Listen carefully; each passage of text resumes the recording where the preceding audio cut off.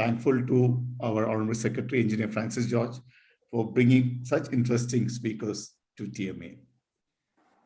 While welcoming you all, I hand over this webinar to Mr. Ravi. Over to you.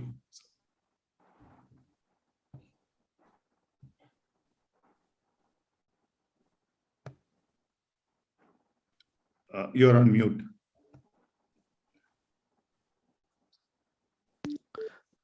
Am I audible now? Yes. Thank you so much for the introductions. Thank you for having me. And are you able to see my screen, everybody? Yes.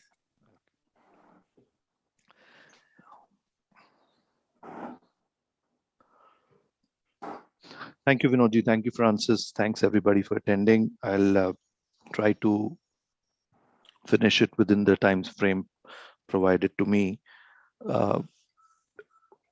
Indian Management Association, TMA, and I've been a management consultant myself. I was introduced as a technologist, so I'm an electronics engineer, but not much of programming or coding I've done in my life, although I've understood technology and its impact on solving problems. I'm more of a management graduate than a technology graduate. And all of us being on the call, exposed to management education, I come from an era of where all of us really talked about business process reengineering as a extremely important disruptive management philosophy, where we said we need to re-engineer business processes to add value to customers. And life and business has changed so much after that. Today, when I look at children, Francis and myself, we were talking about our own children. They don't even understand what we went through without mobile phones, without internet, and where we were looking at processes without being direct to consumer availability. We were talking about automating internal processes through SAP and Oracle and other technologies. And we said, we will re-engineer our processes so that the customers get value. But today we live in an era of digital economy, what I call as an experience economy, where we have to do the other way around. We have to look at our customers' processes and align ourselves to provide products and services and be part of their processes. Earlier, customers were part of our processes. Now we, as businesses, need to be part of their processes. We call them user journeys in the digital and the experience economy. So that's the change in context that has happened so quickly in the last 15 to 20 odd years. And I'm going to talk about how Robosoft as an organization also is being relevant in the experience economy, talking to customers and talking to end consumers and changing their lives. I'll just quickly talk about Robosoft. You'll excuse me a bit. I'm a bit asthmatic and I've got a asthma attack, so I might struggle to speak in between, although I've taken my inhaler and the steroids help me to speak well. So about Robosoft, we believe in simplifying lives. That's our mission. We believe that everything that users want to do has to be very simple, has to be intuitive, and has to be easy, especially in the digital world where we don't have people-to-people connection. The simplicity with which we can use technology becomes more important than the technology itself. So how do we make it easy for humans to live, to work, to play, and to contribute to society and planet Earth? So that's our larger mission. And we believe that 1,200 Robosoftians wake up every day to simplify billions of lives of through the technology that we build and design. So if you look at some of the apps and the applications and the technologies we have built, they help end consumers buy, pay, transact, communicate, play, eat, work, travel, bank, live, get insured, get entertained, all online without the touch of without the human touch. And it actually helped so much in the pandemic COVID times that Robosoft became more and more relevant to customers globally because none of us could meet, none of us could uh, physically be face to face available, and all that humans want to do, which is buying, paying, transacting, living, communicating, all that had to be done online, and we became, as Robosoft, more and more relevant in doing those things. Now, how do we do it? Why do we think that we have the ability to simplify lives and simplify so many transactions that happen online? Is because of our ability to understand human emotion online. Now, a lot of people believe that in the technology enabled world, to do things in an experience economy, technology is more important. While technology is important, what is more important is to understand a psychology of an online user. There's a lot of psychology involved in understanding an online user, and we believe we have that understanding of human emotion and human connection because technology finally has to enable and benefit human beings. Our services are categorized into 4 categories. We call it digital advisory, which is user research, empathy sessions, design thinking, and creating product and feature roadmaps. Then we use UX UI design, where we create emotional design and create user experience and user interface. Then come the technology and the engineering piece, where we build these digital platforms, we support them, we maintain them, we test them, and we use all the emerging technologies that are relevant. We hear about technologies like blockchain, like IoT, like artificial intelligence and machine learning. And now we are talking about Web 3.0, talking about metaverse. Facebook itself has changed its name to Meta. So a lot of new things are happening in the engineering field. And we believe that we have the capability to create the emerging tech skills within the organization. And then it's about analytics. Analytics is where we understand user behavior and use algorithms uh, uh, to to create machine learning algorithms and AI algorithms to personalize interactions and recommend what people should buy and watch online. And you will know that there are a lot of notifications. If you and I open Netflix, as an example, I'm assuming most of us have our Netflix accounts. What movies I see as recommended to me is totally different than what Francis would see or what even Millie would see. They're in the same home, and they would, if they log in through their profile, they would see totally different. Millie might be a more romantic sort of a watching movies person, and Francis might be more he watches thrillers, etc. So the recommendations are different because the personas that we understand of the online psyche and the persona of a customer, technology is able to understand through artificial intelligence and machine learning. So we call ourselves a full service digital experiences company. We provide digital experiences to our customers. So our customers are businesses. So we are a B2B services organization, but the users of the products that we build are end consumers because we build direct to consumer platforms. And you'll see some of the examples of the platforms that we have built.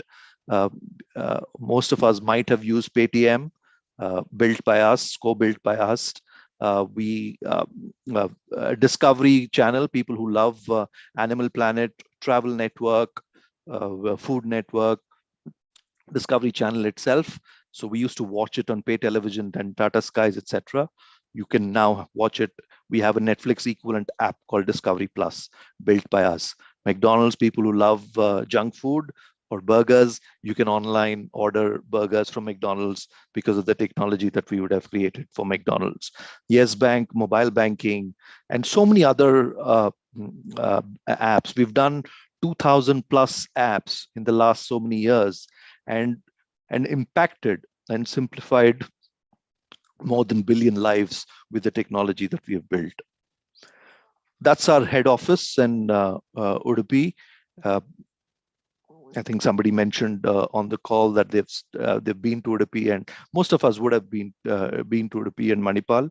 That's our head office on the National Highway 66, and more than 700 to 800 people work there. We are present outside of Udupi in Mumbai and Bangalore in India, and outside of India in Orlando, Los Angeles, New York, Dubai, and Tokyo.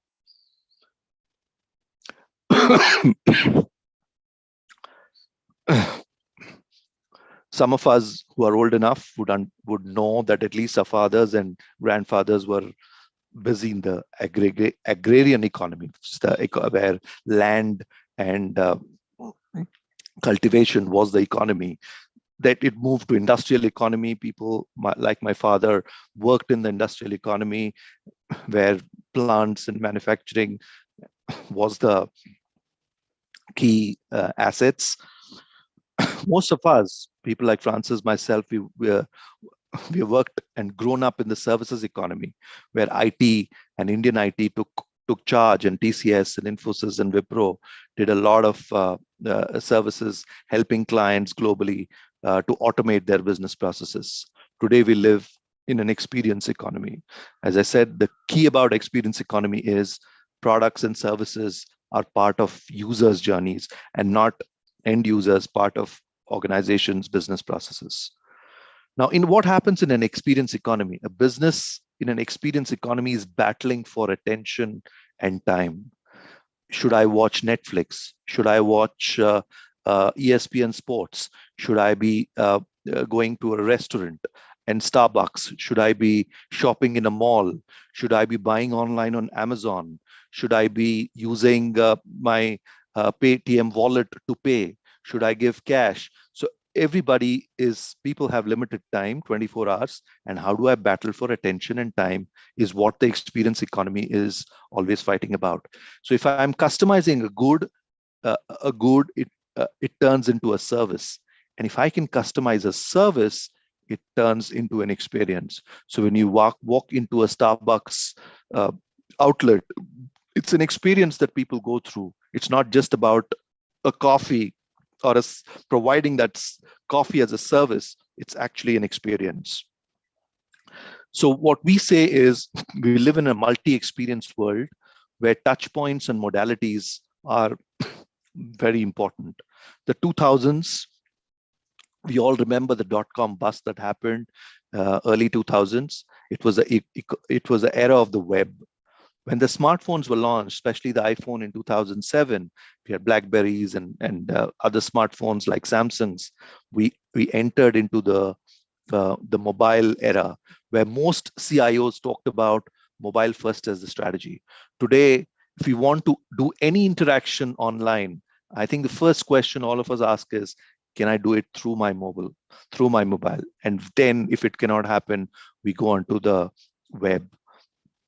The 2020s, we believe, is an era of multi-experience. Now, what is multi-experience? Is when we interact with anything, when we want to do anything online, we've got various devices. The devices could be mobile. They can be wearables like watches, smart watches. They can be some augmented and virtual reality glasses. They can be desktops.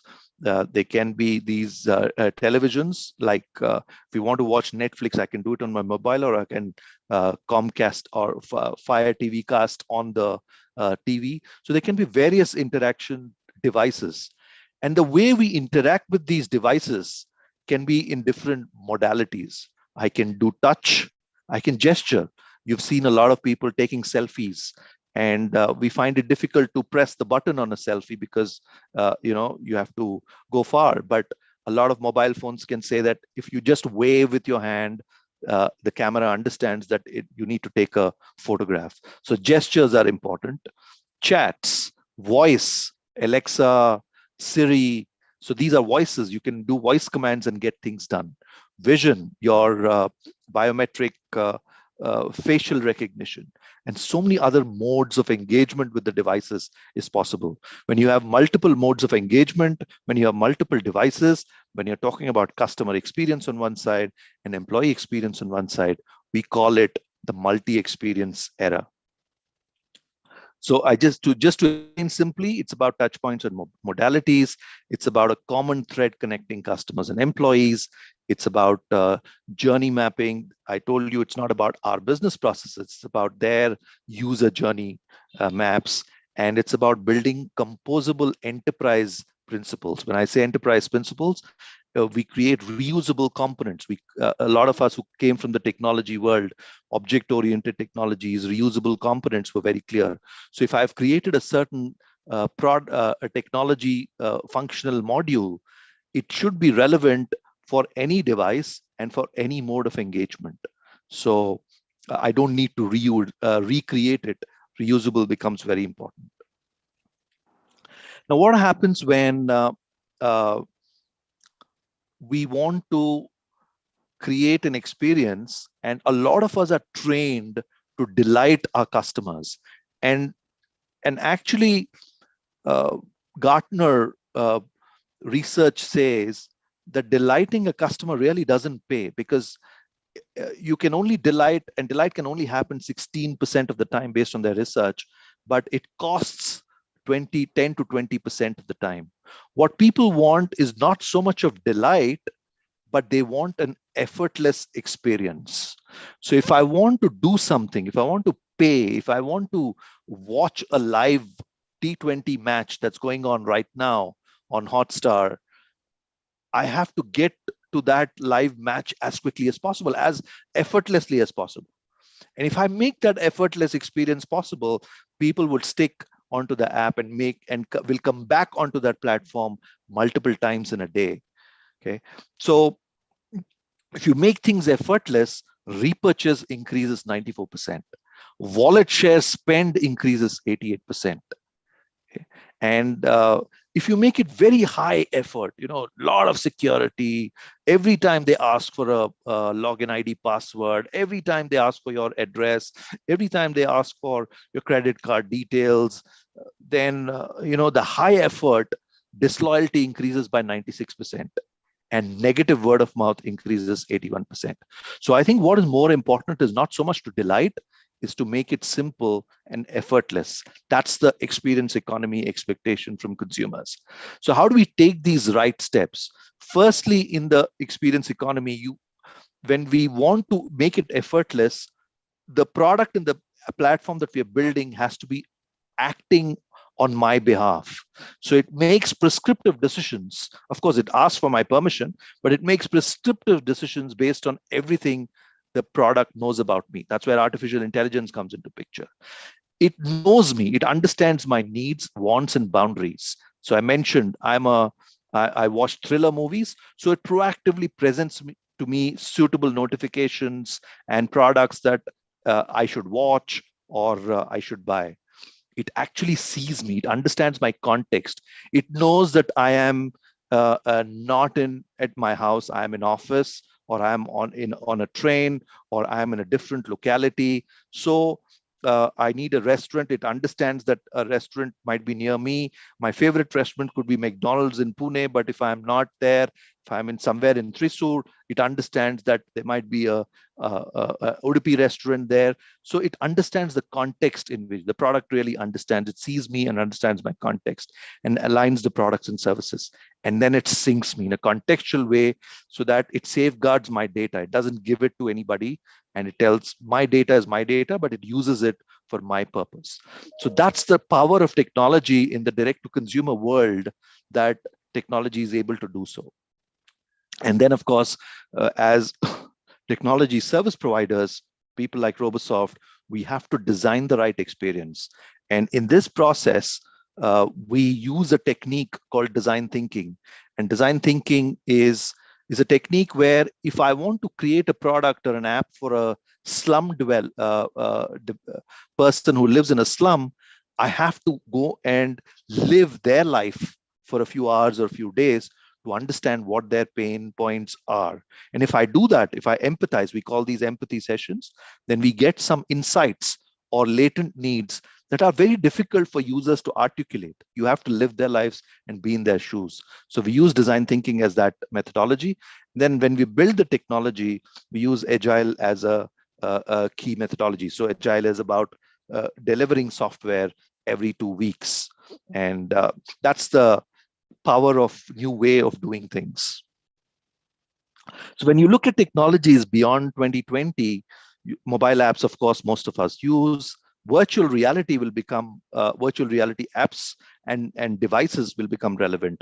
Augmented reality apps will become relevant. A lot of you would have heard I talked about Facebook changing its name to Meta. What is metaverse? It's about living a life in the digital world, in the virtual world, without being actually being there. So if I'm watching a cricket match sitting in home, I can watch it on Hotstar as just a live match, but can they take me into the stadium without going into the stadium? Can they take me virtually into the stadium and I'm being with my friends and watching uh, players play? So I created that virtual environment, and that's possible through virtual reality and augmented reality. Of course, it requires very high bandwidth of network. So that's why 5G network and 6G networks, which are coming into place, are more relevant than chatbots, voice apps, and wearables like the devices that I talked about. So the future is about hyperconnectivity. Metaverse is about hyperconnectivity. 5G powered things, 5G powered devices. It's about cloud. Everything that we do earlier, we used to have these massive servers in our offices. Today, we don't invest in them because Amazon and Microsoft Azure and Google have provided those servers, and they're on the cloud. E-commerce, artificial intelligence, and security, cybersecurity, very, very important. So these 5 technologies alone have created a US dollar 3.2 trillion in 2020, which will increase to 7.4 trillion in the next 5 years.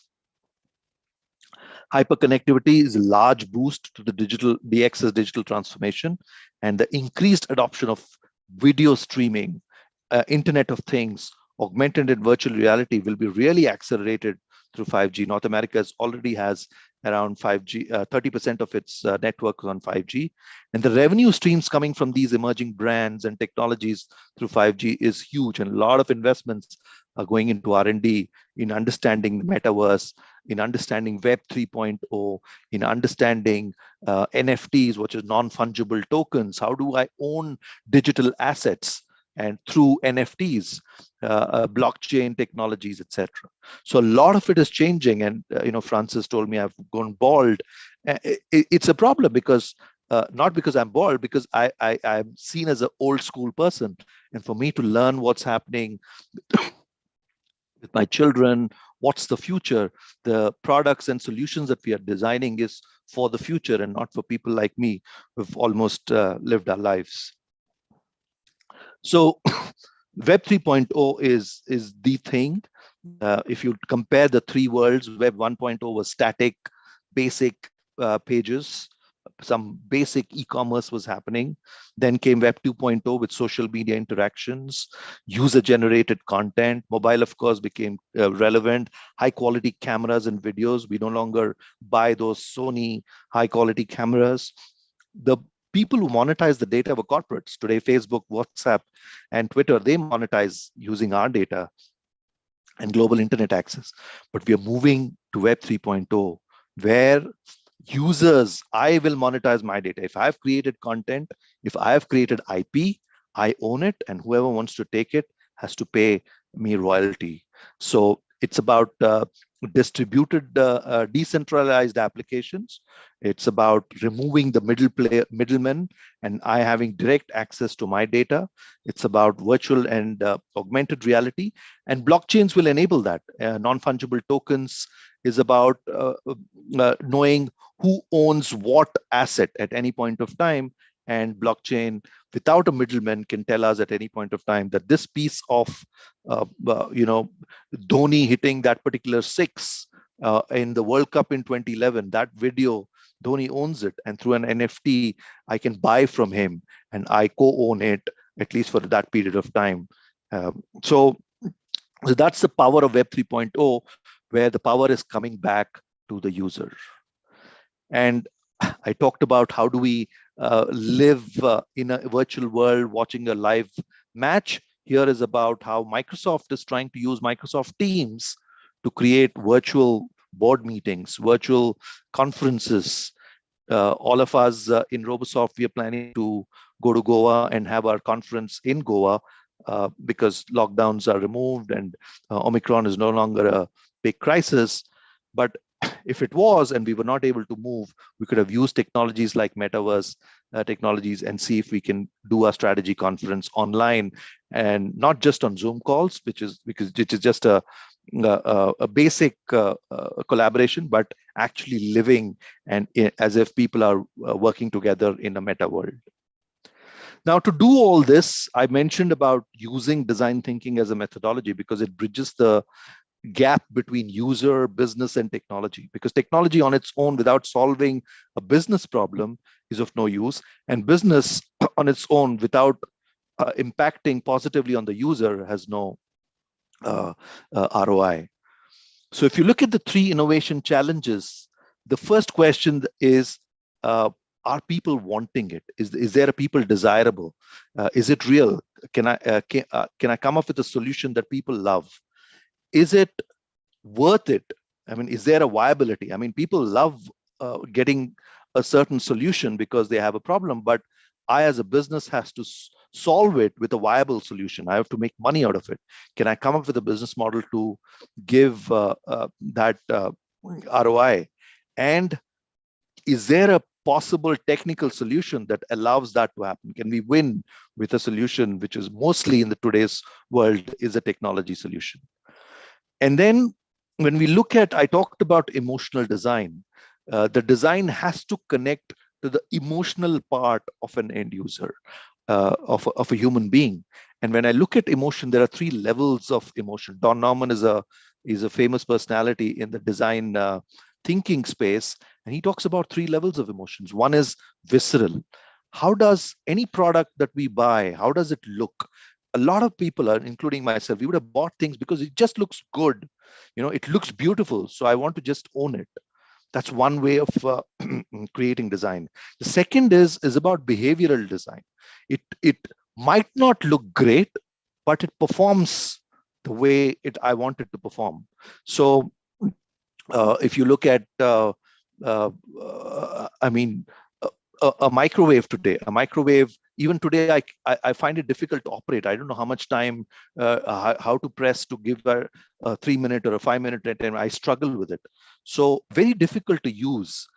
Very difficult to master it. So a product that is being built should make me feel smart. You know, so my wife should not come and tell me that, hey, you don't even know how to use a microwave. I'll be embarrassed, right? But is that my problem if I'm not able to use it?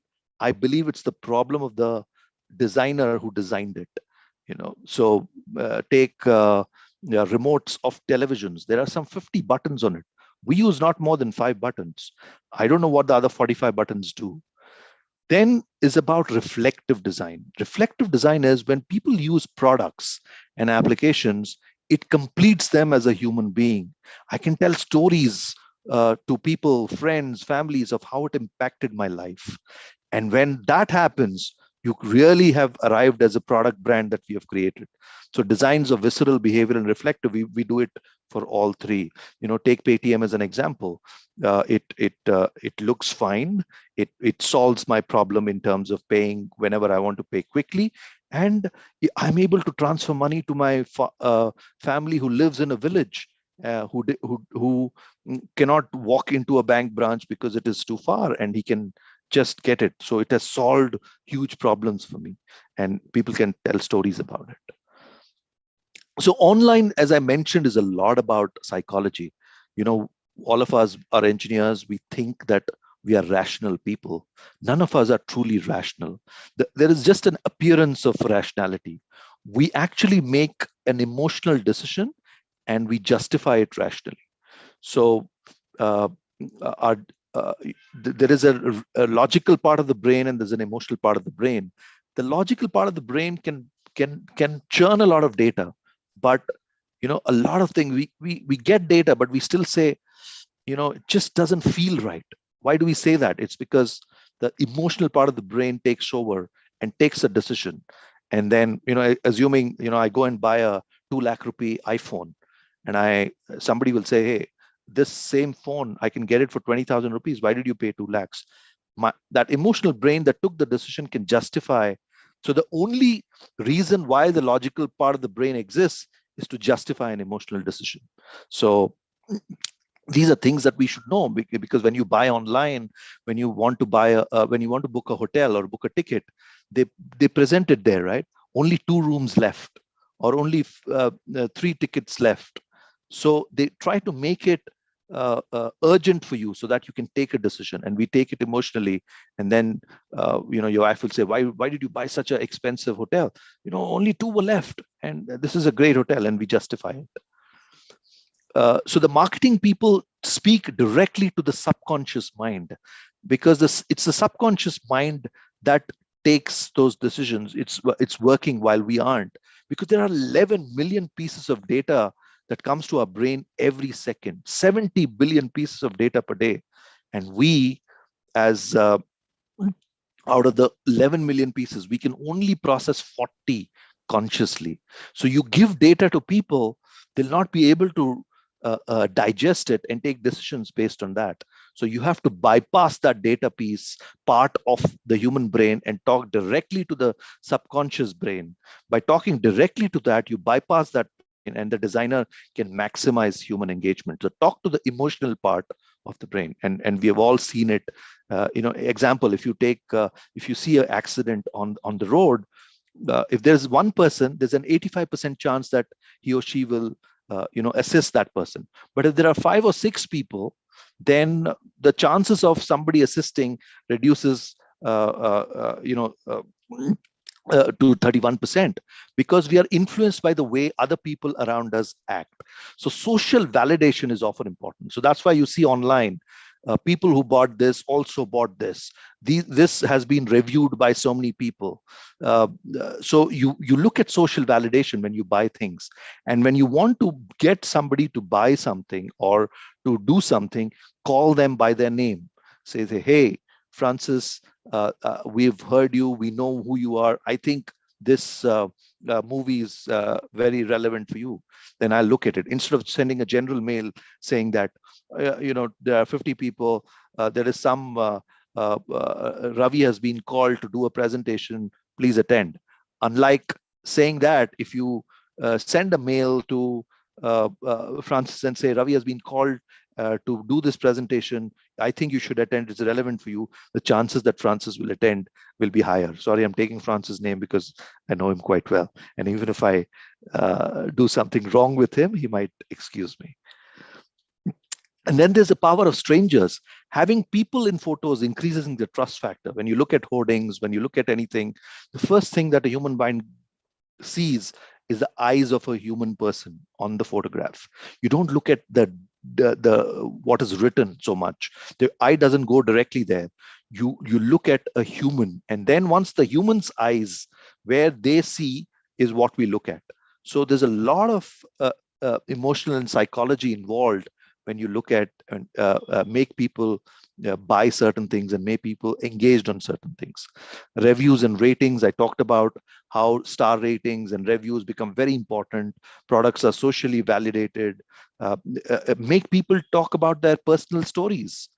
I went and lived in that hotel. That person was great, and it's really great. I will go back again. I'm sure when I book that hotel, I will see that review and I would make a booking immediately. Obligation, give to get more. A lot of people say, hey, you've come onto my platform, here is a 20% coupon discount. Give people initially to make them engaged onto that platform. So there's a lot of apps do that. Snap decisions. Don't give people a lot of choice. The more they compare, the less likely they'll be happy to make a purchase. Give me 10 things. I can go this, I can do this, I can do that. I'll be confused. But But rather than spending so much time thinking, give them that immediacy. Only 3 left. Make a decision right now. Put that time pressure. It can be artificial, but that helps customers make decisions. I'm just talking about online. There's a reptilian brain of ours which has that adrenaline. You talk about basic necessities of hunger and fear and danger. Talk to that part of the brain, and people will buy. Hunger, a Pizza Hut, adrenaline rush. Talk that part of the brain. When you sell a product, you will see that advertisers use these reptilian part of the brain to sell a lot of stuff. So if you see the experience that I'm trying to gain within my teams and within myself, I can't be, of course, everything to everyone. If you look at, I'm an engineer, I'm a business person, but I'm also trying to be a psychologist. So the digital and the experience economy is about having a good combination of logical uh, uh, design, left brain, right brain thinking, and the psychology. So it's a mixture of capability that we require to win in the experience economy. Keep them entertained. Don't let customers get bored. Uh, uh, you know, give talk When you talk to them, talk about name them. It's always about you and you, or the customer, user and user. The And then when we create a product, what we do, and in the typical in the technology world, we do functional testing, we do stress testing, performance testing, but not many of us do usability testing. Usability is, I take the product to the end user, and I use technology to track where does his eyes go first when he looks onto that app. What does he click? What is he searching? How much time is he taking to buy a product? I have designed it that he can buy a product within 2.5 minutes. He's taking 25 minutes. He doesn't even know where the search button is. He doesn't even know where the a pay button is. He doesn't even know how to log on. So you've confused him.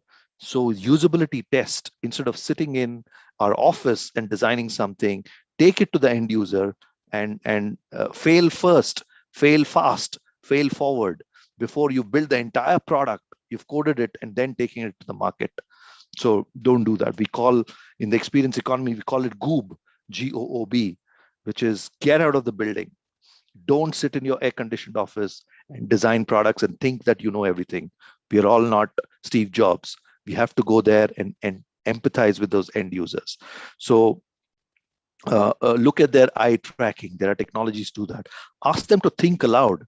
So when you ask them to buy a product when you built an app, say an e-commerce app, and you ask them to buy something, ask them to think aloud so that they know that where they're confused, etc. So track the number of confusions, track the number of errors, the task, the time that they take. So usability testing is very, very important. And then the most important 10 words in an online world, in an experience world, if you want to connect emotionally instead of logic, are, these are researched: you, new, save, health, safety, guarantee, love, discover, proven, results. If you use these words, people love it. People believe and they can trust you that they're dealing with a secure brand. So these are some of the emotional words and connections that you should use. So what's important is, let's empathize. We're all humans. We're building technology and solving problems for humans. So basically, in my last few slides, I'm talking about driving disruption. Now, how do I drive disruption? A problem created at a certain level of thinking cannot be solved at the same level of thinking. We need to be transformed to a different plane of thinking. And we want to transform and create a world, that world cannot be driven, the future cannot be driven by the past. So if I take a 25-year-old experienced banker and say that we need to solve the banking problems of my 25-year-old daughter, she would never have seen a bank branch. So if somebody is solving a problem with an experience of the past, we will only incrementally solve it, because the past is what is driving the future. So we need to change the plane of thinking. So when I reverse that plane of thinking, I create the future from the future. So the future creates the present, and then the present creates the past, which is totally different from past trying to drive the future. So how do I create the future from the future itself? And then a lot of us believe that if you have something, you will be happy about it. So I think we need to reverse that too. So as an example, the typical way of looking at life and disruption is that, so I will be happy. Unlike, I'm wanting it to reverse it. I'm saying I am happy. It doesn't matter about the external environment, but I'm happy from internal capability. And if I'm happy, everything that I do will reflect happiness. So the being dictates doing and not the other way around. And everything that I do reflects happiness. So all I will have around me is happiness. So I think future dictating the future, creating a future from the future, and being what I want to be will dictate what I do, in the future. So I think what I was also introduced as a student of ontology, which means understanding human being and human existing. So in I think this is my last slide, where in Robosoft, we refuse to call our people department as human resources department, because resources are consumed. We even refuse to call it human capital, because capital depreciates, but humans are possibilities. So if you want to have ideas, if you want to have people collaborate, if you want to have people perform at their highest level, we need to take each human, each employee working with us as a possibility, because they're all different. And can we use their vision and their mission and their possibility for themselves, and create products and innovate products? That will be a great. It's a journey. We've never reached there, although we call our department as human possibilities, because at least there is an intent to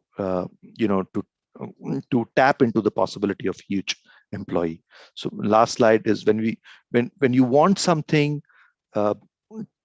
desperately, the universe conspires in helping to achieve it, makes it happen. So I strongly believe that if I'm creating a future, and if I believe I already have it, then the universe somehow conspires to make it happen. I'm open for questions. So sorry, my presentation was less about technology and a lot about experience and human understanding and psychology. So I'll just stop sharing so that I can see all of you. I hope it was informative enough. I'm not sure how much time I've taken. Yeah, I think I've taken a few minutes more than what was allocated to me. Thank you. That's Thank okay, you. Ravi. It was excellent. And I think we wouldn't have minded even if you went overboard by another 15 minutes. It was very good. It was very good. Really interesting, Mr. Ravi. I think you're going to slice of what the future is going to be. And like you rightly mentioned, we come from an era where we grew without mobiles. And we are dealing a generation who is born with a mobile. On a lighter note, my daughter who works from home, who's got back-to-back meeting, wife gives a knock on the door, she doesn't respond. Calls out, she doesn't respond. Sends a message, WhatsApp, lunch is ready, she comes. That's the world we are in. It's sad, but then that is what the future is all about. And you're given beautiful way. I mean, I used to think how we are tracked so well, and how we get attracted to certain things, especially when you book rooms. We say the last room, you just go and grab it. So there's a lot to learn, and you've given us a beautiful insight to all this. And the floor is open. Anyone can ask questions. Ravi, just one word. Japan, Brilliant is really wonderful.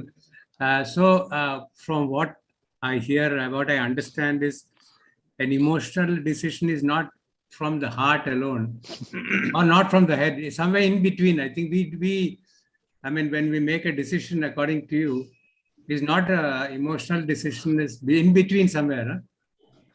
Correct, sir. So we gather all the information. So when we want to buy a house or buy a car or buy anything, of course we gather all the information, but that data or information doesn't really make the decision. It's that emotional part of the brain. I just get attracted to a color or to a brand or to something. And then I convince my wife or my family, or my wife convinces me, and we take that decision. And then if somebody tells me, my mom comes into it, you bought a 2 crore house, that's too expensive. And then we justify with the rational part of the brain. So if we didn't have the rational part of the brain, we would all be mad people. So it's good that there is a rational brain, because it justifies an emotional decision. Thank you. Right. Thank you, sir.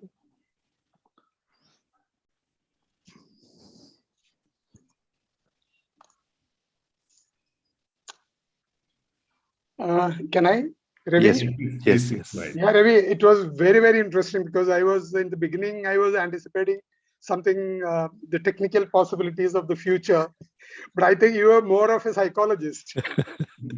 Fantastic. So you were disappointed that you didn't see technology. I really loved it. I just want to ask you one thing, Ravi.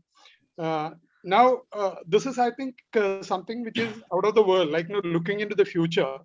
So how do you manage this kind of team, competent people in your team? Because they are creative, they are highly talented, and you can't afford to miss them. Yes. So how do you really keep them, the flocks together all the time, and then engaged, inspired, and whatnot? Because I find that's going to be one of your biggest challenge than even coming out with any technological solutions. Like, yes. No, good questions, George. We live in a great, this era is called, or these few months or years are being called as the great resignation era. So on one side, we have created so many unicorns, and our government and all of us are so proud that we are one of the biggest startup countries in the world. The challenge with that is that these unicorns have so much of money by Tiger Global and Sequoia Capital and all that, and they have no pressure for revenues and profits, because they have all that money to spend, and they are giving obscene salaries to these youngsters who are computer science graduates, data scientists, etc. And I'm finding it difficult to keep them because as a services profit-making company, I'm answerable to the board for profitability every quarter on quarter. That's true. So money is one thing, of course, but as you rightly said, this youngsters, people like my daughter or my son who are 20 years old and 16 years old, they look at something very different on what they expect from their work and from their job, the experience that they have. A simple example, when I joined Robosoft in 2017, it is a 25-year-old company. I got hired as a professional CEO. There was this, employees wanted work from home. And we had a policy which had 1 day of work from home, that too with special permission from the manager and from the topmost boss. And I wanted to change it, and I could not change it in 2.5 years. Comes COVID, 100% work from home. Productivity is going up. People are saving 3 to 4 hours in a day because they are not traveling in Bombay or Bangalore. Those 3 hours, if they are passionate about work, they're giving it to their work. If they want to pursue their hobbies, they're giving it to their hobbies. They want to try and spend with their families, they're giving it to their families. So why take that 3 hours away from them? And now we are in a dilemma. Things are opening up. And am I going back to my old school thought where, hey, 100% all coming back to office? Or, so there are pros and cons, they say, on both sides. But we are giving choices to people. In Udupi, people are excited to come to office because when you come to office, you can gossip, you can talk bad about your bosses and your peers, etc. So you need that also, right? Otherwise you're always sticking at home. So give people choices. But if somebody is living far away in Bangalore from their office, why force them to come to office? So we'll be moving to a hybrid culture. Yeah, one more thing, Ravi. Do you have a psychologist in the part of the design thing, or yes? Because what you're talking about, it is basically coming from the Professor David McClelland's theories and emotional intelligence and stuff like that. Yes. So it is not that by trial and error and just bringing some products, it comes. Correct. Because there should be hardcore research happening somewhere. Absolutely.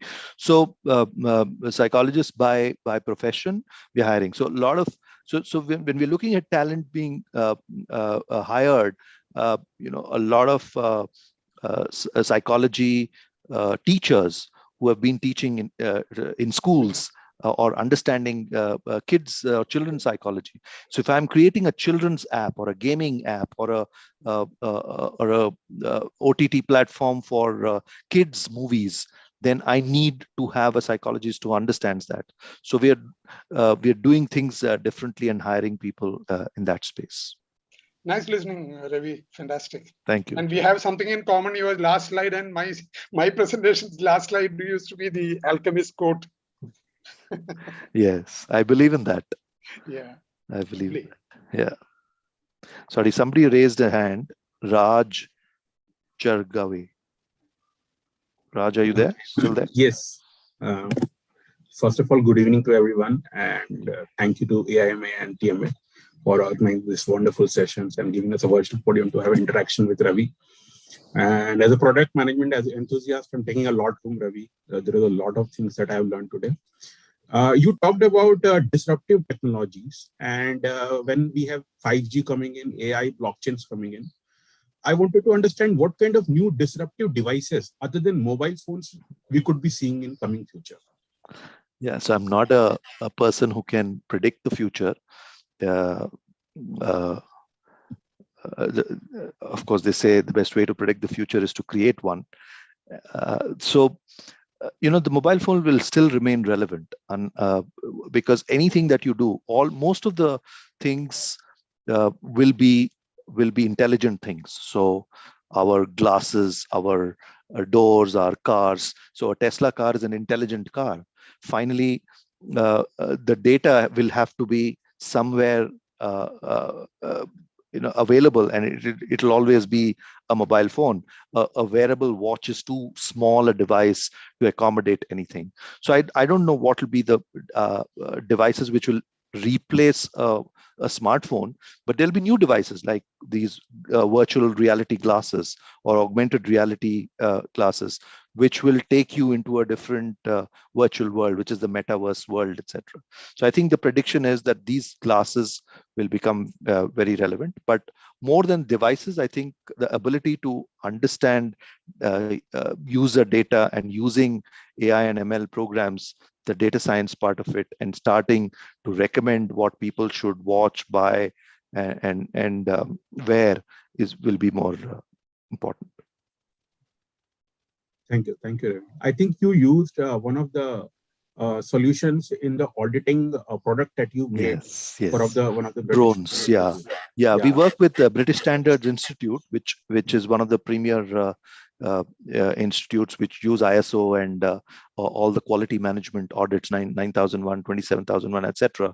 So during the COVID times, they could not really go and audit physically going into the manufacturing plants, do that. But we use drones to monitor and capture pictures of non-conformance incidents, etc., and then getting it onto a iPad or an iPhone for the auditors to take those pictures and talk about either conformance or NCs. Some of us who have been in the quality management world would understand that. So BSI is a big customer of ours. That was a great solution. Thank you, for your answers. Thank you. There's time for one last question. Anybody? Or can I ask one more question? Yes. So now there is a society who are not tech savvy, the aggregating community. You mentioned about how easy it should be to make things really successful. So have you developed a product for the farmers so that they can get better price for their farm?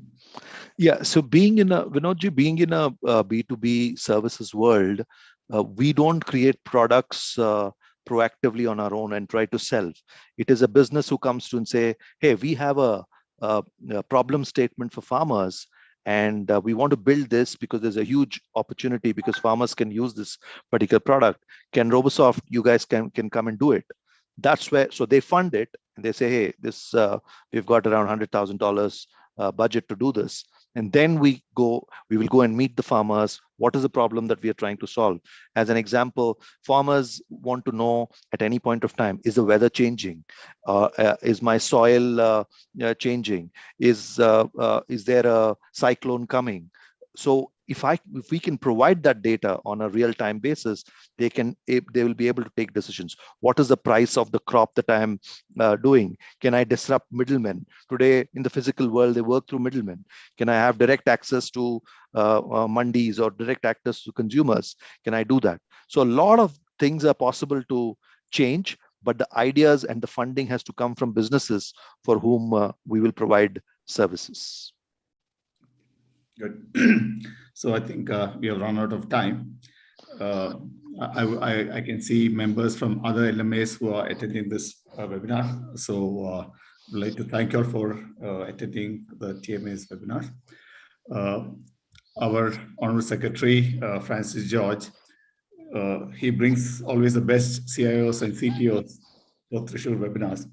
Now he's gone a level up, bringing MDs and CEOs. So thank you, Engineer Francis. Over to you for a formal vote of thanks. My pleasure. Before that, there's the pleasantries. There's a memento that we are presenting to Ravi. Okay.